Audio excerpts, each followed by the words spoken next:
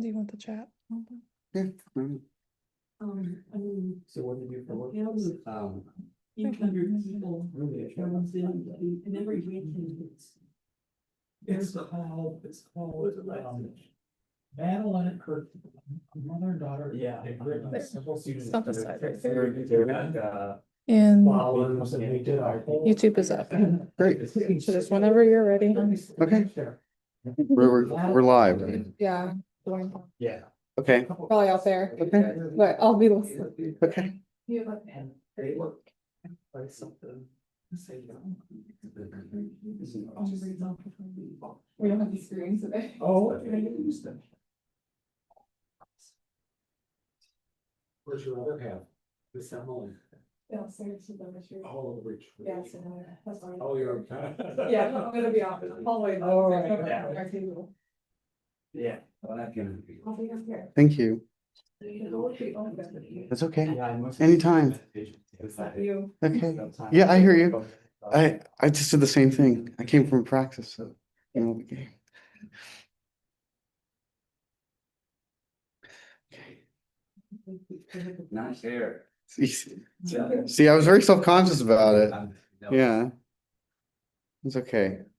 I was like, I normally carry an emergency comb in my pocket, but it was, I don't know. I think I loaned it to somebody. As weird as that sounds. Okay. Yeah, it's not a super thing. Okay, so good morning, everybody. Welcome to Sunday Meditation here at Dawn Mountain. My name's Jason Cox. I'm one of the students that rotates leading this meditation on Sundays. We've got about 5 or 6 folks that do that work here. I think everyone's, I've seen most people here, but I think also some new faces for me at least. So you may know our principal teachers here are Namyal Dorje and Lama Riggs and Drolma, Harvey Aronson and Ann Klein. Ann Klein is a professor at Rice University. Harvey is a practicing psychiatrist. And we have also started a transition. We're bringing on a new leader who's been active with us for getting on about a year now, very much involved, and Nathaniel Rich, Lama Sherib Gyatso. He is a translator at 84,000 words at UC Santa Barbara. They're a project that aims to translate the entirety of the Tibetan Buddhist canon. So we're very lucky to have the accomplished teachers we do. The practice we're doing today, we're alternating 2 practices. One is mindfulness of breathing. We'll settle our attention on our breath at a particular point, maybe the tip of our nostrils, or in your chest, or in the belly, maybe a few finger widths below the navel and inside that general area. And we'll spend a few minutes just experiencing what that's like. And we'll alternate that with a chant. We'll chant the syllable hum twice in one breath, everyone at their own pace. And during that time, you'll want to focus on that, the entirety of the sensation of that chant, the sound, the vibration in your own body, the sense that you get from the room's participation. And we'll do that for about 1.5 minutes, 2 minutes, and then we'll alternate. In the middle, we'll read briefly from Pema Chodron's book, Comfortable with Uncertainty. There's 108 short chapters. Each one's about a page. And we'll close with a little more meditation, and we'll dedicate the merit of our practice to all sentient beings, and especially to those whose names are in this book. So I will pass this book around, and everyone can feel free to add whoever they like. And, we take this practice, we undertake this practice not only for our own benefit, but for the benefit of all beings. And at the beginning of our practice, we'll also make that aspiration. We'll try to make a heartfelt wish to that effect. And so the opening dedication that we'll read here are the aspirations, the four boundless thoughts. And we'll follow that with Shanti Deva's Way of the Bodhisattva, 1052.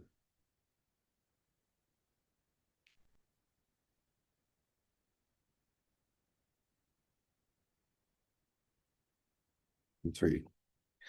May all beings always have happiness and its causes.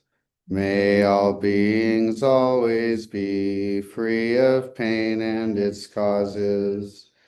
May all beings always be pain-free and live happily. May no beings ever cling to those near nor spurn those far. For as long as space abides, as long as the world remains, just so long may I be there, resolving all beings' pain. Take a moment to find your seat. You want to have your back straight, but not stiff. You want to feel balanced. Really want to be able to settle a little bit. And we can settle. We have a lot of support in this practice. What's often called the 3 pillars. First, your skeletal structure. It's what allows all your muscles to relax. Allows you to sit here. It's very strong support.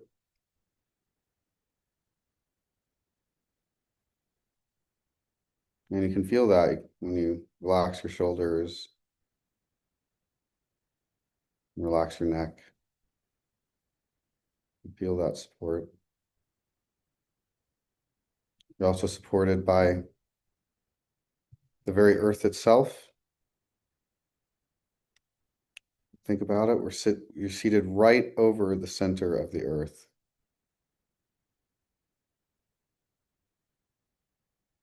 That's a tremendous support.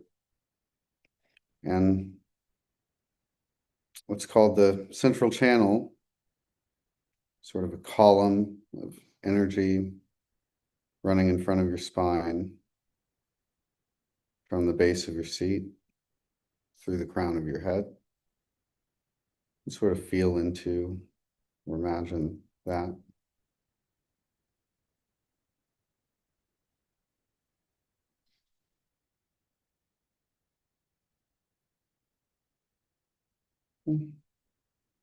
So supported, you can turn your attention to the breath at that spot. Not trying to breathe in any particular way. You're just trying to experience what it's like, notice what it's like. Sometimes it's short or sometimes it's long.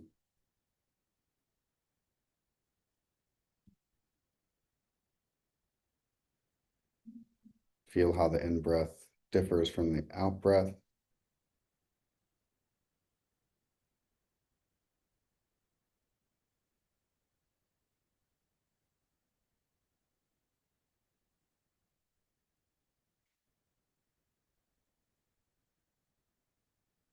And when your mind wanders or you become distracted, and just once you notice, just label it distraction, distraction, and gently bring your attention back to that point.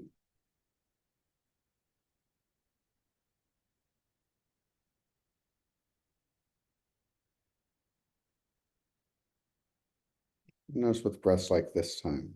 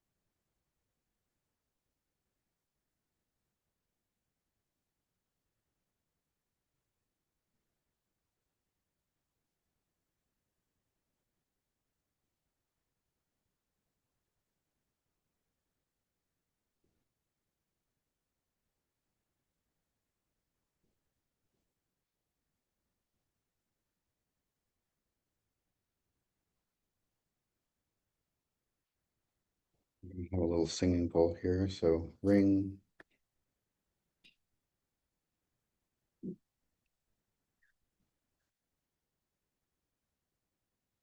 We're gonna start the chant. Just remember to experience it as fully. Who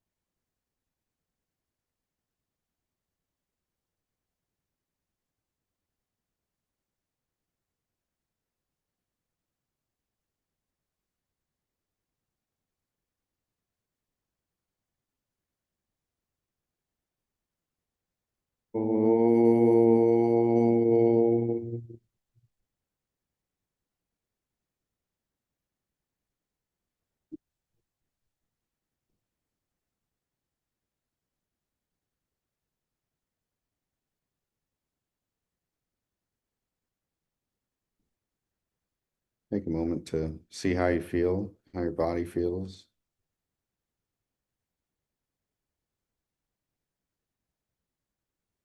Relax back in to your seat with that support. We'll watch the breath for a few more minutes. See how sometimes it feels rushed or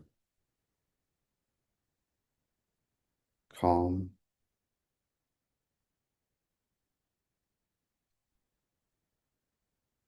Notice the time between breaths,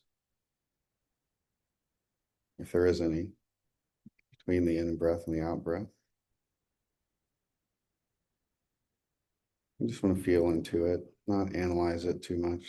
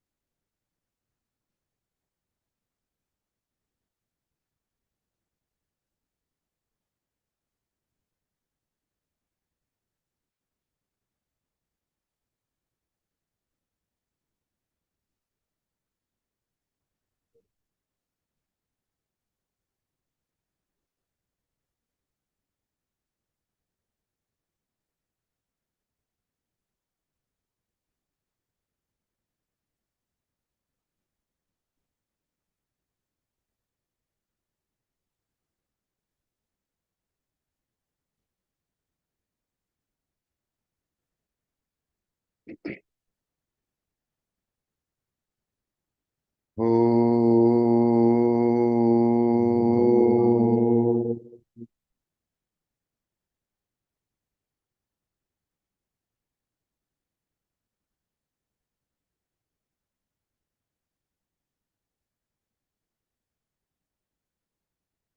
Oh.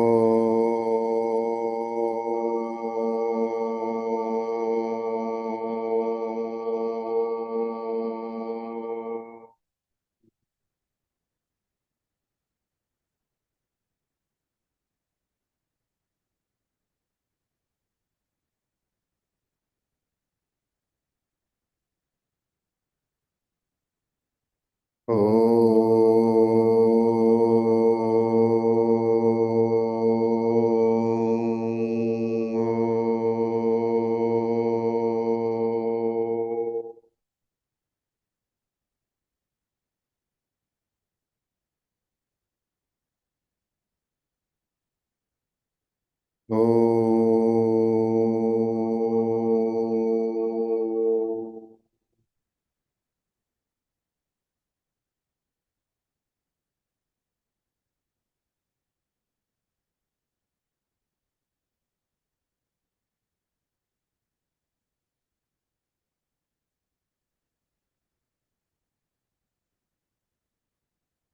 Oh.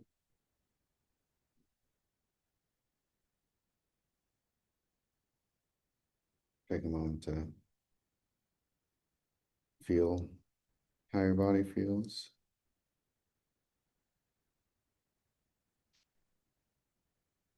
Go back to the breath.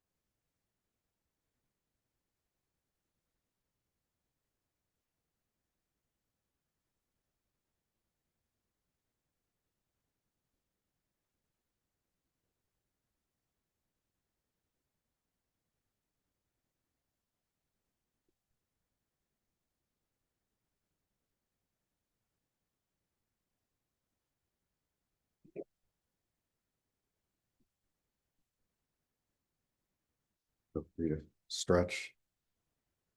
For some water.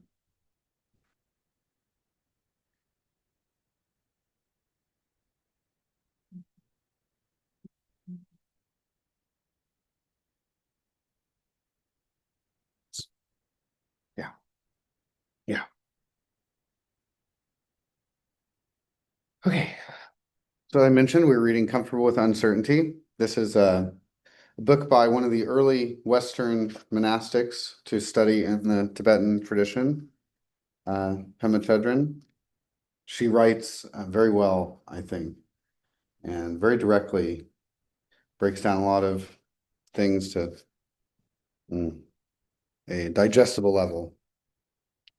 Today's chapter is chapter 25. It's titled Slogan. Of the two witnesses, hold the principal one. Some of these chapters are titled after, a slogan, a pithy instruction that is easy to remember and helps remind us of a more complicated principle. Of the two witnesses, hold the principal one. The main thing about bodhicitta training and about all practice is that you're the only one who knows what is opening and what is closing down. You're the only one who knows. One kind of witness is everybody else giving you his or her feedback and opinions. This is worth listening to. There's some truth in what people say. The principal witness, however, is you. You're the only one who knows when you're opening and when you're closing. You're the only one who knows when you're using things to protect yourself and keep your ego together, and when you're opening and letting things fall apart, letting the world come as it is, working with it rather than struggling against it. You're the only one who knows. Another slogan says, don't make gods into demons. What it means is that you can take something good, mind training practice, for example, and turn it into a demon. You can use anything to close your windows and doors. You can use practice to bolster your sense of confidence, bolster your sense of being in the right place at the right time, of having chosen the right religion and feeling I'm on the side of the good and all's right with the world. That doesn't help much. Using Tonglen or any practice to feel like a hero, you'll eventually come to feel like you're in a battle with reality, and reality is always winning. But you're the one who knows.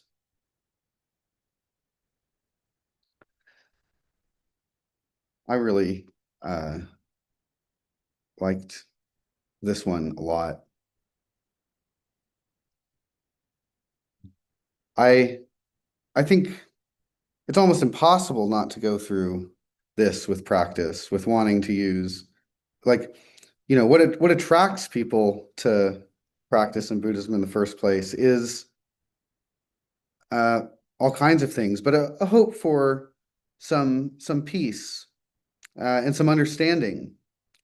And, along the way, we fall down a lot, and that can bruise our egos, or we can feel like things are going well for us, and we can be patting ourselves on the back a little more than needed. And we're not experiencing the world as it comes in. You're the only one who knows when you're using things to protect yourself and keep your ego together, and when you're opening and letting things fall apart, letting the world come as it is, working with it rather than struggling against it.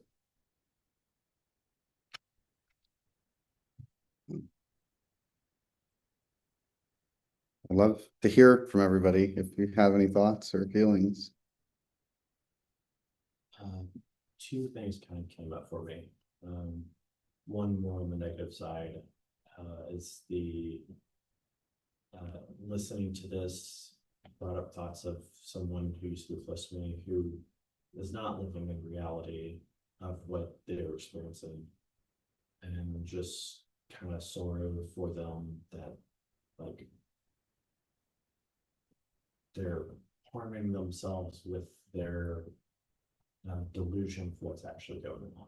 Mm, I'm feeling sorry for this person that I used to be close to. And then on the more positive side, I've been really worried about things financially in my life and all of this.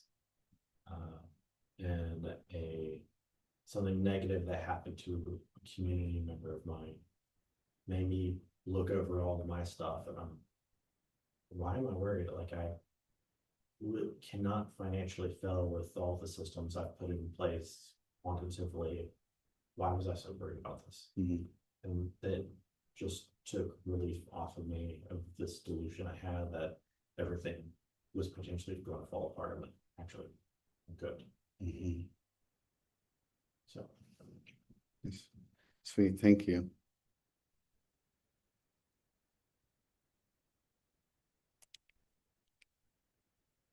Yeah, we can all, we, we might look, we might look a certain way when we're meditating or on the cushion, but we are having all kinds of different experiences every time.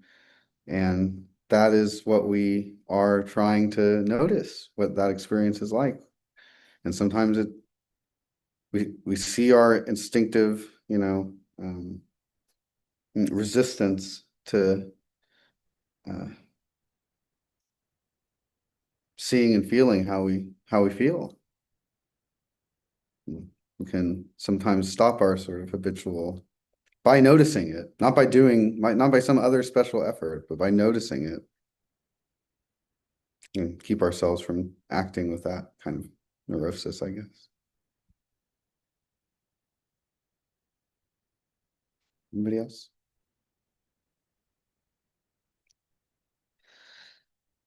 Let's close with a little more meditation. I know, David, I see the names too there. I'll make sure they get in the book, in the chat. So thank you.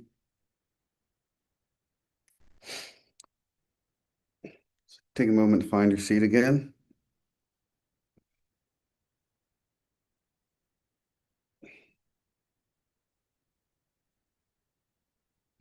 Again, we want to sit comfortably, because we want to be able to be comfortable for a long time in the seat.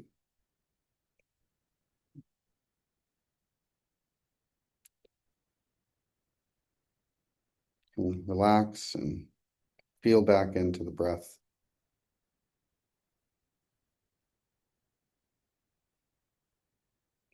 And when your mind wanders, just gently bring your attention back, and with some curiosity and openness, see what it's like this time.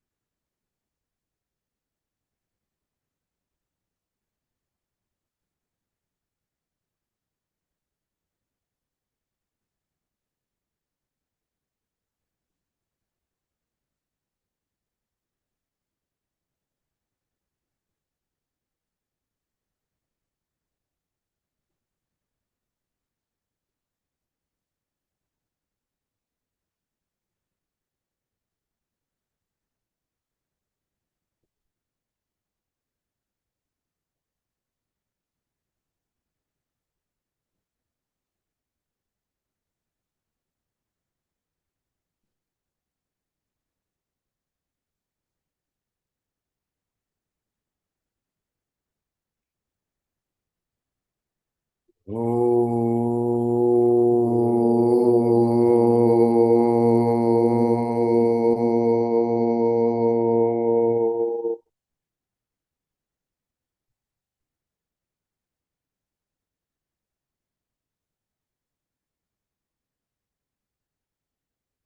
Oh.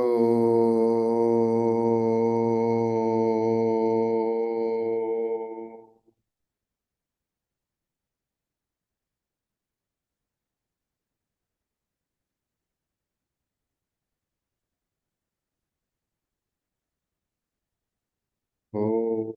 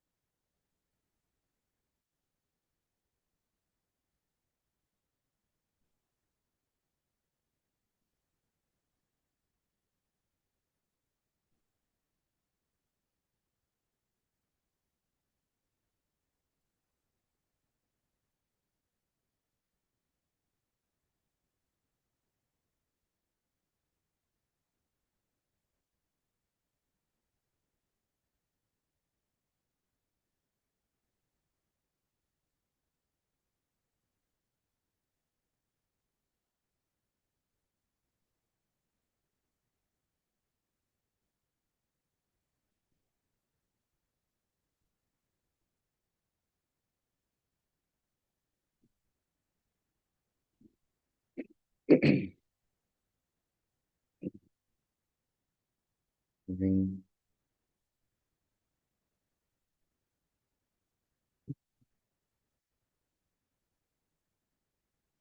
Hey, everybody, what we'll do, we'll read the dedication and blessing at the bottom of this page. We'll dedicate the merit of our practice to all sentient beings and especially to those in the book. And we'll close with the syllable ah in a chant. We'll all chant that together. Yeah, I got the book. I got the names online. Yeah, soon. So I'm not on YouTube though. Okay. Okay. Well, actually, I can just flip screens. What am I talking about? Yeah. Candace, you can. Candace, I see the chat, actually. I see the chat, so I think so. Yeah. Yeah, there's nothing there, but we got these. Okay, Yeah, just this. great, perfect. Thank you. Okay. So. By this good may I swiftly once become a great guru, lead all beings, everyone, to reach to that very ground. With all of you in mind, we light this lamp of clarity. May the glow of love, wisdom shine within us, everyone, till we all rise forth born in one enlightened mandala. And we dedicate the merit of our practice to all sentient beings, and especially to Josette and Susan, Karen, Pahi, Sherry, Stephen, Sherry, Charlotte, Kunal, Sean, Charles Quinn, Sick, JDM and the Bardo, Mom, Terry, Claudia, Sandy, Mike, Cindy, Brad, Alyssa, Jamie, Richard, Dwayne, Erez and the Bardo, Judy's Recovery, Ryan, Charles, Hanadi, Kim, Tu, Tree, and Shivani.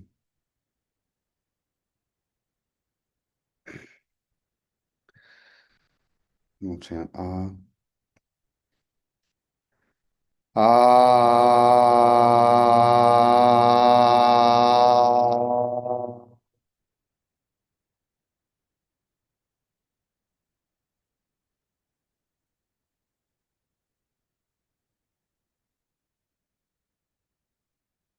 Thank you, everybody. Appreciate your time. Candace, do we have any announcements or anything? I mean, I guess, I don't think so. Emily normally. How's that?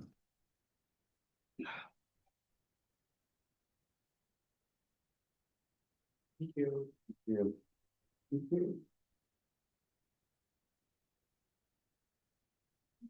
Good to see you. In a minute. Yeah, you've been traveling some more or what? Actually, I'm leaving to India Thursday. Really? For 2 weeks. Yeah. That's pretty cool. Yeah, I've never been. No, I just met a guy actually who's from India. Okay. We were talking about the traffic in Houston. He said the traffic over there is actually worse, so not to like test aspersions over your visit or anything. Yeah, I'm not gonna be driving. Yeah, okay, that's like the only thing we're talking about that, so. Yeah, it's a big deal. I'm taking a train from Delhi to Calcutta and back. It's like 2,000 miles of rail. Oh, wow. That's the plan. I did. They're awesome too, by the way. Great design. They're so beautiful. Yeah. You really got you Thanks. really got the fire element to come out of the chorus. It's really good. Yeah. Okay, I'm in the middle of practice. I gotta go. I actually left a girl there, but I need to definitely go back.